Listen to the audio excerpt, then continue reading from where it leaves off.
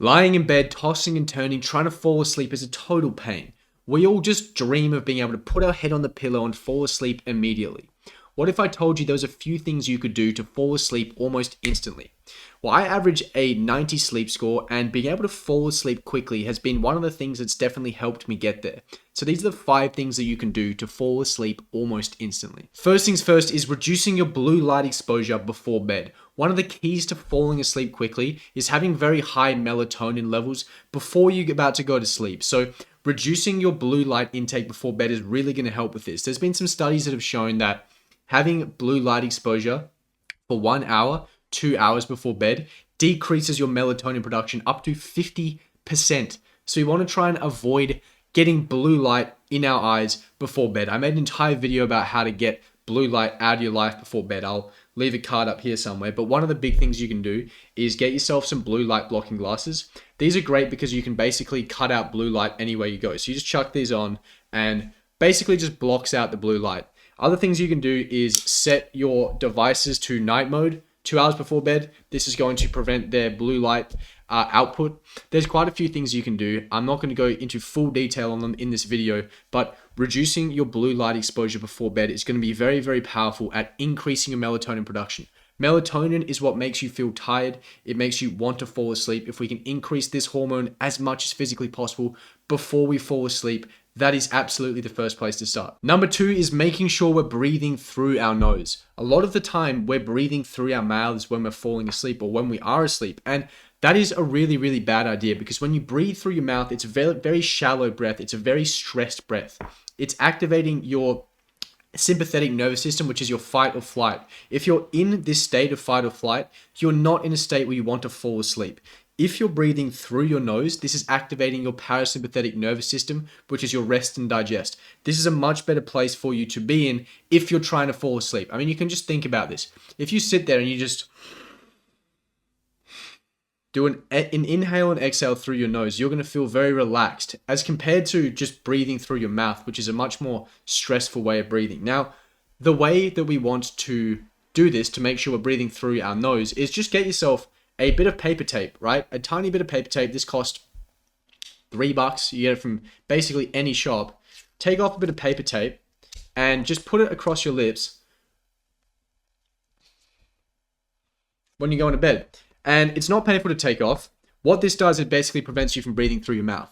If you can't breathe through your mouth, then you're going to be definitely breathing through your nose, and this is going to be activating your parasympathetic nervous system. It's a lot easier for you to relax and actually get in a state where you can fall asleep quickly. Now, there's a lot of benefits to nose breathing. I made an entire video about nose breathing, why you should probably use mouth tape while you're sleeping. I'll leave a card up here somewhere.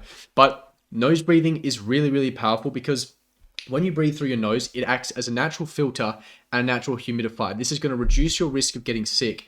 And it's also going to prevent you from getting that dry throat that you get when you breathe through your mouth and you're sleeping. On top of the fact that you're reducing your snoring, you're reducing your risk of sleep apnea significantly, which can actually cause you to die in your sleep. There's a lot of complications that happen with snoring and sleep apnea.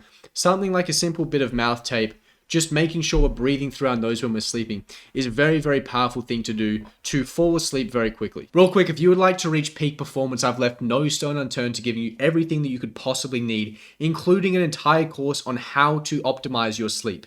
If that is at all interesting to you, I'll leave a link in the description below. Number 3 is reducing your stimulant intake before bed. Something like coffee, for example, you shouldn't be having within 8 hours of bedtime. Caffeine has a half-life of about 5 to 6 hours, which means that half of the caffeine that you consume is still in your system 5 or 6 hours later, and a quarter of that is still in your system 10 to 12 hours later. So it would be like drinking a shot of coffee or a quarter of a shot of coffee right before bed and expecting to get a good quality sleep. It's probably not going to happen. So you want to try and avoid stimulants too close to bed because it is going to significantly affect the quality of our sleep. And the way this works is that when we use something like caffeine, it's going to block our adenosine. And adenosine basically starts at 0 in the morning and slowly builds up throughout the day. And adenosine is what makes you feel tired.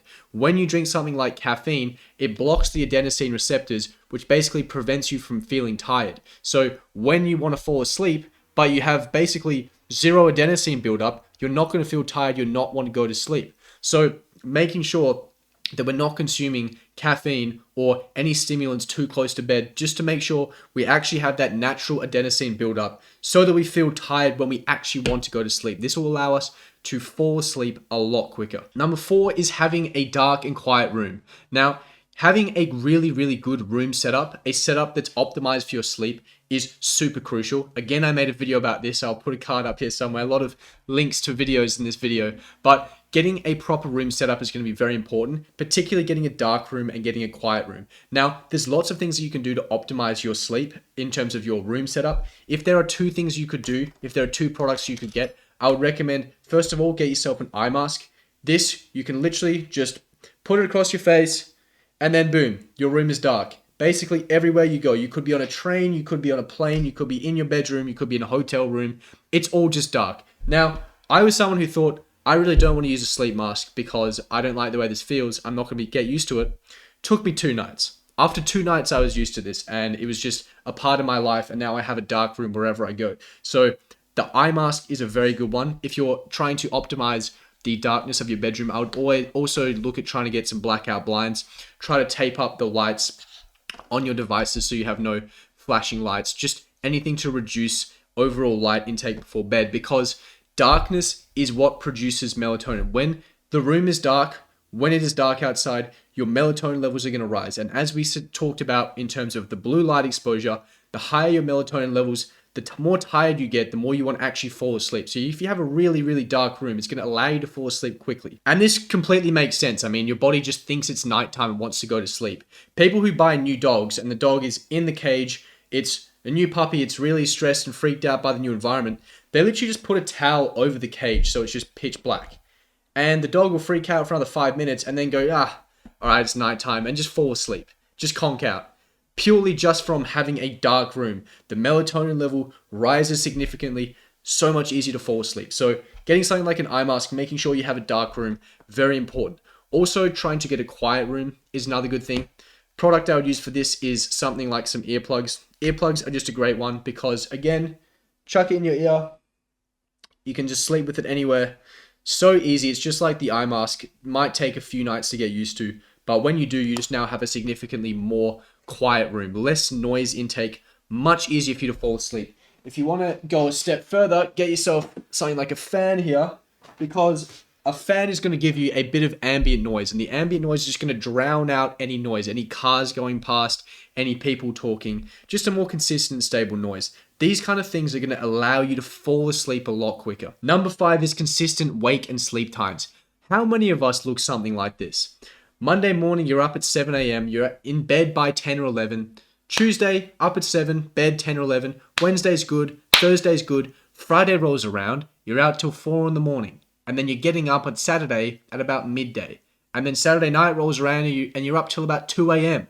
And then you're out on Sunday morning. You're up at about 10:30, right? And then Sunday night, you go, okay, let's go to bed at 10 o'clock now. And your brain's like, no way. We've been up for like 11 hours. We're not going to bed yet. So, of course, you're going to struggle to fall asleep. It's going to be very difficult for you to fall asleep. And then what happens is it gets to the next day and you have to try and get up at 7 a.m. and you feel incredibly tired. You might want to sleep in more. And then because you sleep in more, it's really hard for you to get to bed at 10 or 11 again because you're constantly throwing off your sleep cycle. Your body doesn't know when to fall asleep and when to wake up. If you were someone that went to bed at 10 or 11 o'clock at night, every single night, and you woke up at 7 a.m. every single day, then your body is it just knows. 10 or 11, boom, asleep.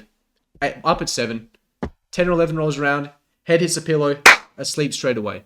Couple that with the fact that you have a dark room, you have a quiet room, you have less blue light intake before bed, and you got the mouth tape on so you're nose breathing. All of this combined, you are going to fall asleep so damn quickly. You're not going to have a problem with tossing and turning in your bed at night.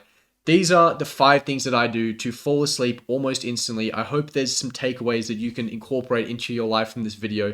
If you liked it, like and subscribe. There's probably a video somewhere around here that you might be interested in. So I will see you in one of those.